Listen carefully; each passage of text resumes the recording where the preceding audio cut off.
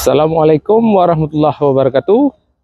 Saat ini saya berada di kantor PBB Jenewa dan hari ini sudah selesai acara preparatory meeting terhadap acara untuk besok, yaitu Minorities Forum.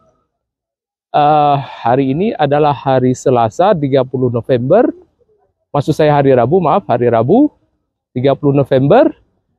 Dan besok adalah acara yaitu yang bernama Minorities Forum, yaitu hari Kamis dan Jumat, yaitu tanggal 1 dan 2 Desember.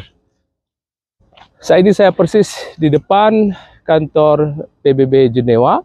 Sebagaimana kita ketahui bahwa kantor PBB itu ada dua. Yang pertama di Jenewa, di New York, markas besarnya, headquarternya, dan satu lagi di Eropa, yaitu di Jenewa ini. Oleh karena itu, pada kesempatan ini, karena besok 1 Desember, saya mengucapkan selamat menyambut Hari Kemerdekaan Papua, menyambut Hari Kemerdekaan Papua 1 Desember 1961 dan 2022, Dirgahayu Papua. Semoga Papua mencapai hak-haknya, yaitu sebagai bangsa. Begitu juga bangsa Aceh.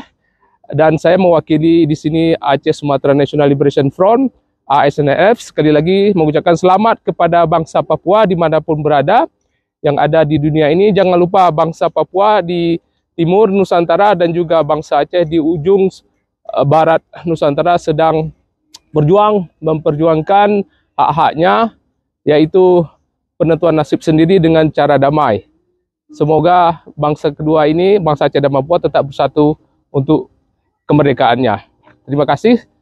Assalamualaikum warahmatullahi wabarakatuh. Salam kepada bangsa Aceh dimanapun berada.